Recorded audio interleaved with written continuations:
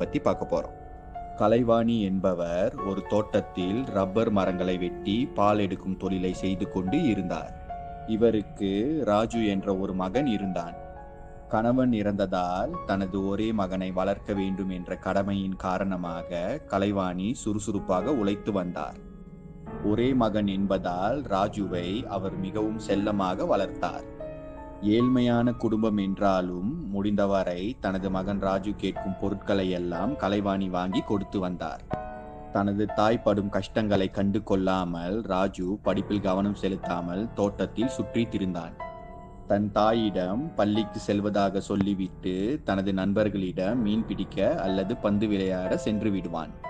ராஜு மீன் பிடிக்க செல்லும் ஆற்றின் அருகே ஒரு மலாய்க்கார இடுகாடு இருக்கும்.